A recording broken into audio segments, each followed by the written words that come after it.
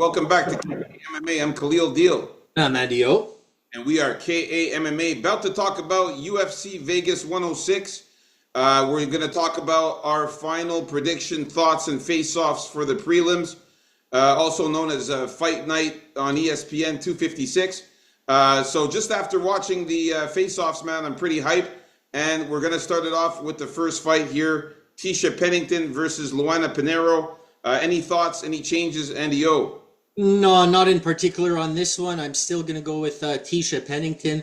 I think she's, it's the speed that's going to make the difference here. She's always good at, fluid movement and just being very hard to track down, very hard to hit, hard to get a real grab of if you're trying to sub her.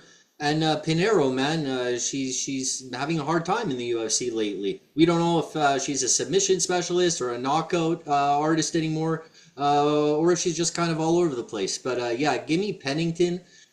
Even though it's in the small cage, I think she's still going to be able to move around too fast for Pinheiro. So give me a decision for Pennington here. Yeah, man, I got to stick with Pennington. What I noticed in the face-offs, man, Tisha Pennington is looking really, really phenomenal, in great shape. You can see her here, very muscular, built. She's ripped. She's in phenomenal shape. Luana Pinheiro, not so much. I mean, she's still in good shape, Luana Pinheiro, but you can see that she's not as muscular and not as big as Tisha Pennington. She's a little bit skinnier. Obviously, she's taller. We can see the height discrepancy here. Luana Pinheiro at 5'4", and Tisha Pennington is the smaller 5'1". But Tisha Pennington is used to fighting fighters that are taller than her. I mean, she's a tiny, small girl, but I mean, as far as physicality, she's still thick. She's still pretty built and muscular, and I think that she looks pretty strong. And she's going to be able to. I think she's going to be able to dominate Luana Pinheiro in the ground game. I think she's going to take her down several times, keep her on the ground. Hit her with some striking while she's on top, and just win a decision like that by outstriking her when the fight stays standing, and when the fight gets to the ground, just controlling her on the ground and avoiding any submission attempts by Pinheiro, and just hitting her with some ground and pound punches and scoring points on the scorecards. So I like Tisha Pennington by decision, man. My pick stays the same.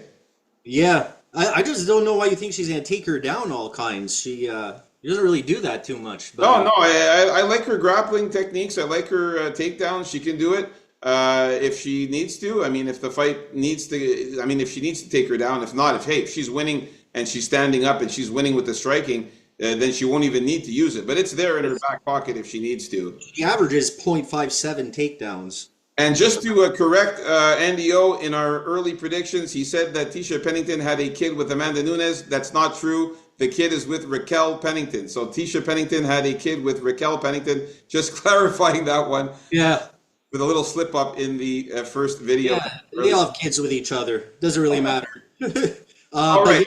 But yeah, I just don't see her. She can't take her down because Luana can sub. You know, it's she's got to move around and play to her strength, man. That's what I see here. So, next. All right, so we got the next fight here. It's Hyung Sung Park against Carlos Hernandez here, man. And this fight here, man, I like it. I like this a lot. I didn't know that Hyung Sung Park was going to have the height advantage here. As you can see here in the picture, he is taller. And funny enough, in topology, they had Carlos Hernandez being taller than Hyung Sung Park. So it's obviously not the case. That's normal. It's Hyung Sung Park that is taller than Carlos Hernandez, which I'm very happy about. And of course, looking at physicality-wise, Hyung Sung Park looks in phenomenal shape. You can see here he's super ripped. He's built. He looks great. Carlos Hernandez, a little bit skinny. He's also in decent shape and a little bit ripped, but mostly he is a bit skinnier than Hyung Sung Park. So I like that Hyung Sung Park looks like the bigger guy here. So I am definitely still sticking with Hyung Sung Park, and I got him winning by knockout or submission. I think he finishes Carlos Hernandez in this one, and it's going to be a banger of a fight. Should be really a fun fight. Yeah, I just wanted to mention with these weigh-in ceremonial final face-off picks, most cards are usually way later than these picks here. Like these guys just weighed on the did their weigh-ins and after that they did these face-offs. So we're looking at picks like right after they weighed in. So I imagine a lot of these guys being able to bulk up a little more. Um, keep that Yeah. in keep that in mind here because just something, just craziness going on, in my opinion, coming up, especially in the main event. But yeah, so I guess what you're looking at here is the first guys to weigh in usually are the main event guys, and they weigh in first. And they had maybe an hour and a half of rehydration before this face-off took place. But the rest of the man, it's, half an hour after they weighed in, 20 minutes after they weighed in. So we're right there, man. Nice. So Oh yeah, as for my pick here, it's gonna stick with Park. Hernandez, I just don't picture this guy getting many wins in the UFC. He's fought okay competition, but he hasn't won. And Park, he's still undefeated.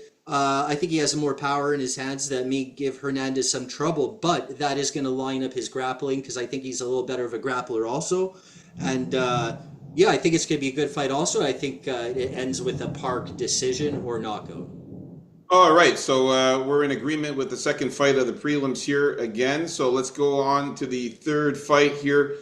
We got we got Andy O's girl Elise Reed versus Denise Gomez, and Uh, for this one here, I'm sticking my of turn. course. Is With, oh, it's your wait. Yeah, it's your turn. Sorry about that. Yeah. I have to start talking about my girl here, Elise Reed. So, as y'all know by now, I'm going with the underdog, the extreme underdog, Elise Reed, because I had a feeling about this one.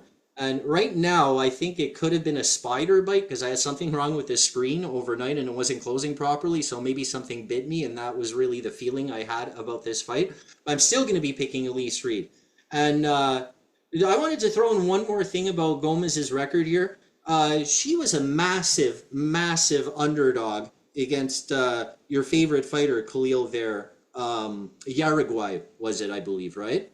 And she put away Yaraguay in like 10 seconds in that fight because while we all love Yaraguay, she's very good. I picked Yaraguay in that fight. So did everyone else pretty much. And it's because she had the skills, but she's chinny. And we all know that now. Like, if she doesn't get chinned right away, she has a good chance of winning the fight, right?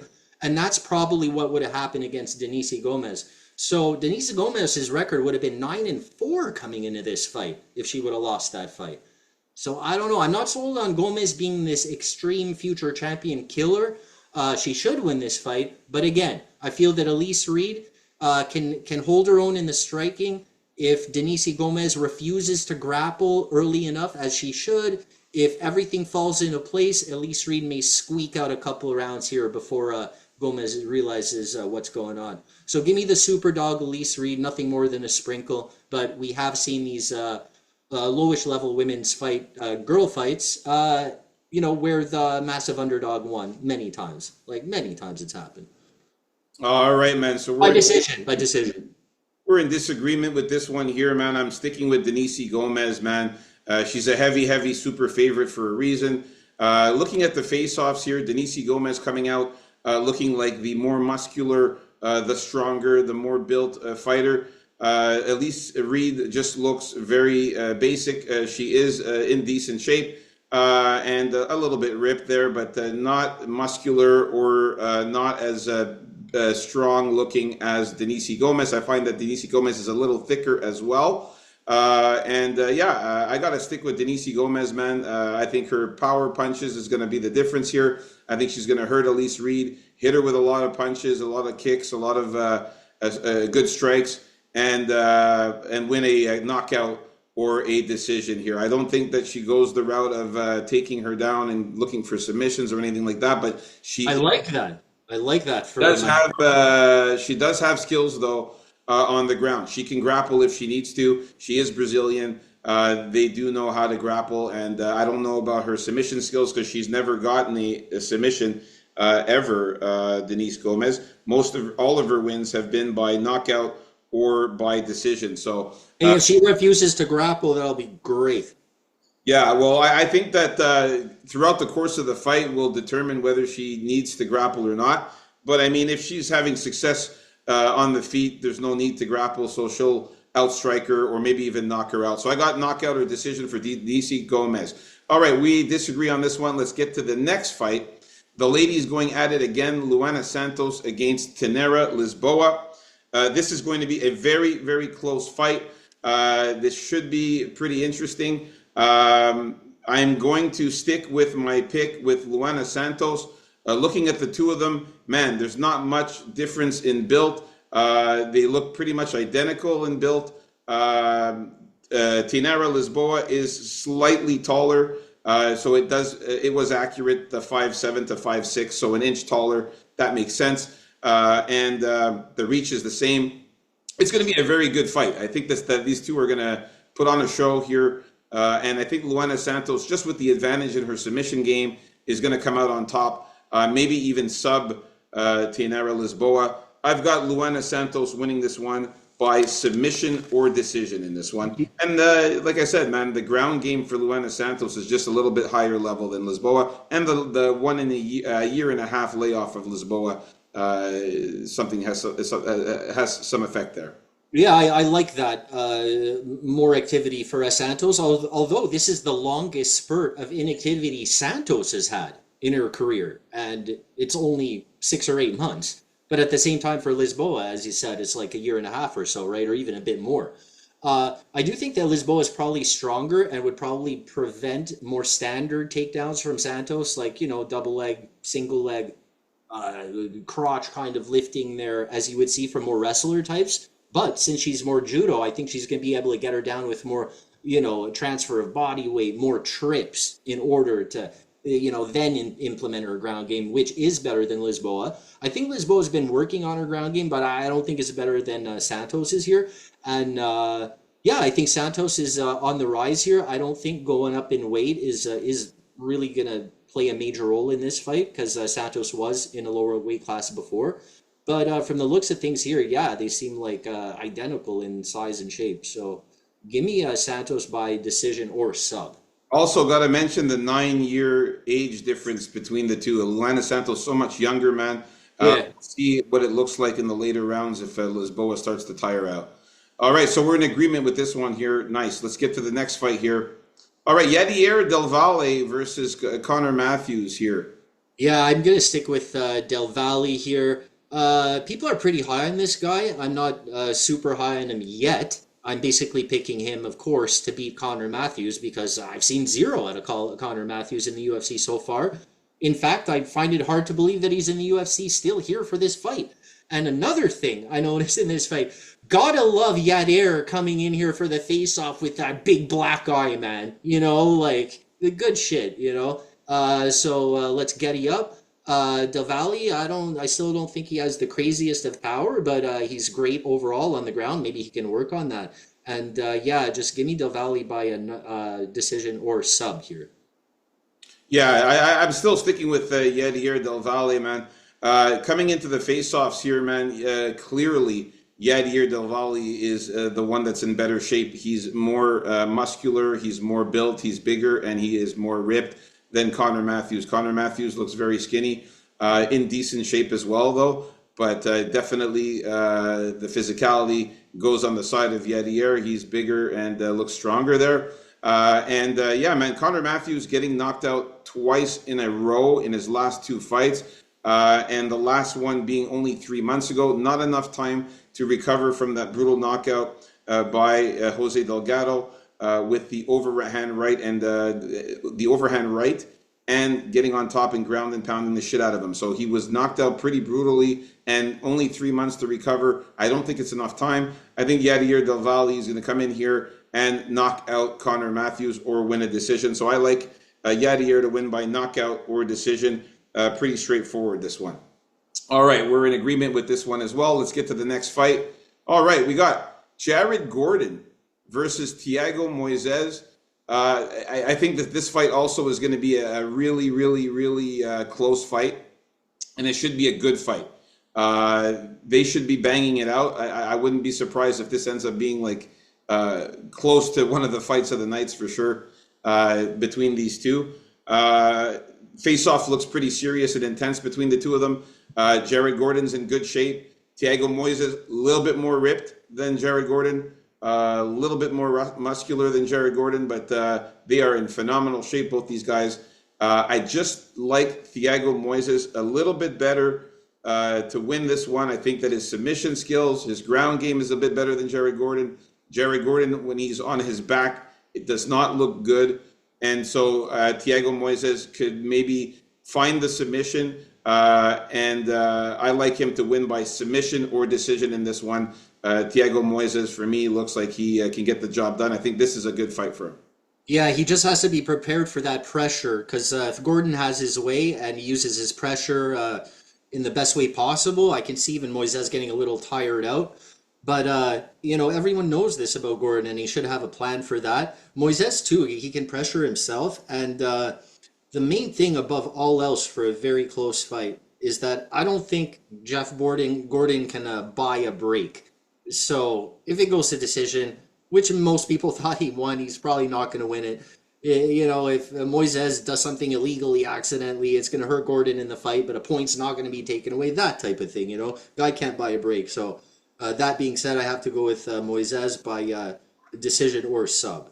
I think he just has to avoid the big punches from Jerry Gordon, and he's going to be fine, man. As long as he doesn't get knocked out, I think he can win this one.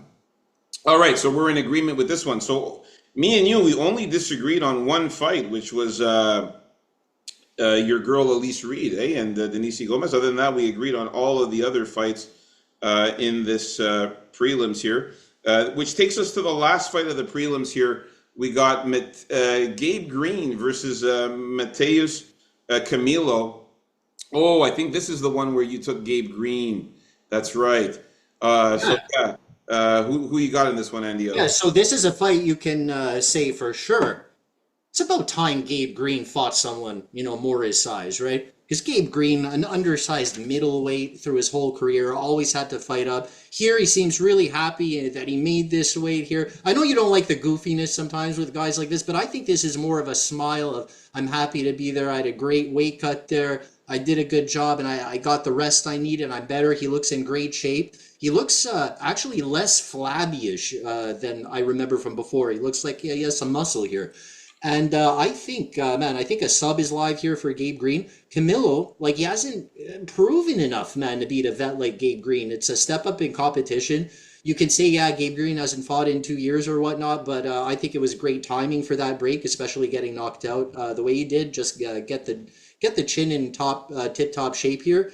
And so give me great Gabe Green by submission or decision, because I think this sub is live here. Maybe even a standing sub, maybe a Darth choke or something, because this guy's not really much bigger than, not even much taller than Gabe Green. Maybe they're the exact same height here. So I can even see a standing sub if Camilo gets too close. Also, because Camilo's been subbed a couple times in his career already, and Green, most of his wins do come by sub. So give me sub or a decision for Gabe Green. Yeah, now there was some chat about the fact that we thought that maybe there was going to be this huge weight difference between the two, between Gabe Green and Mateus Camilo here, that there was supposed to be this huge weight difference here. I don't see any weight difference, man. I see that these guys are pretty much the same size. Well, they are weighing in at 1-4 a weight. I mean, they look really, really in great shape, both of these guys. Mateus Camilo, just a little bit more compact, a little bit more ripped there. But they're both in phenomenal shape, these guys, man. But I was, thinking, I was under the assumption that Gabe Green was going to be so much bigger than Mateus Camilo. It's not the case. We'll see. We'll see after they get a few more hours of hydration time. Yeah, well, the same goes for both guys, right? So I think both of these guys will bulk up come fight night. But again, I don't see Gabe Green being so much bigger, which I'm happy about. So I'm sticking with Mateus Camilo here. Gabe Green, again, hasn't fought in 2 years, as we discussed. That's a long layoff, man. And Mateus Camilo just fought 5 months ago in a very good fight against a Dorobshok Nabotov, which was a very good fight in that one there. And Camilo ended up showing that he was able to do a lot of things in that fight. He won a unanimous decision. He's got a lot of skills. He's very good in everything, whether it's striking, whether it's submissions, grappling. He's good overall in everything.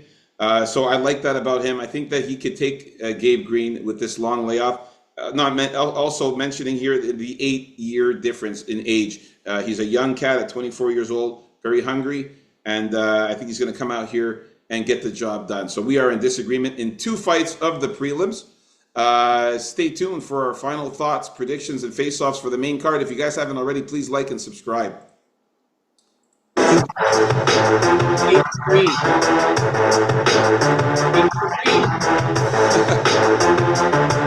out, folks. KAMMA. Let's get it.